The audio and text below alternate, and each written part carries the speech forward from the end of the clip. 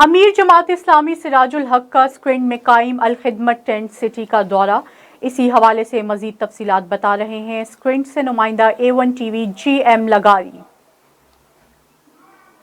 जी बिल्कुल, अमीर जमात इस्लामी पाकिस्तान सिराजुल हक सकरन में कायम अल खिदमत टेंट सिटी का दौरा किया। उस मौके पर सिराजुल हक ने मीडिया से बात करते हुए कहा कि हुकूमत ने 70 अरब देने का ऐलान किया था, लेकिन अब तक मुतासरीन को एक पैसा नहीं मिला, ना ही अभी तक पानी निकाला गया। सिंध एक झील का मंजर पेश कर रहा है और उसके में खड़े हुए पानी की वजह से बीमारियां जन्म ले रही हैं। उनका मजीद कहना था कि इस्लामाबाद में एक ड्रामा लगा हुआ है कि PDM और PTI दोनों IMF के गुलाम हैं। उनकी जंग अपने मफादात की है, अवाम की या कश्मीर की, यहाँ किसी को रोज़गार देने की नहीं। मेरा सिंध का सैलाब मुतासरीन इलाकों का तीसरा दौरा है। मैंने ये महसूस किया है कि हमारे मरकज़ी व सूबाई हुकूमत की अपनी जिम्मेदारी निभाने में 100% नाकाम रही है। आलमी मीडिया ने यह चीज़ भी दिखाई है।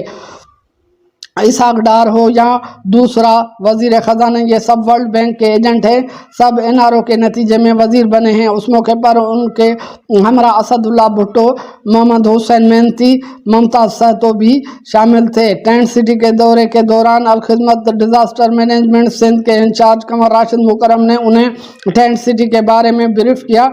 उससे कबल उन्होंने दरगाह पीर ज़ाकरी के सजादा नशीन सैयद मुनीर शाह की उनकी वालदा के इंतकाल पर ताज़ियत की। जी।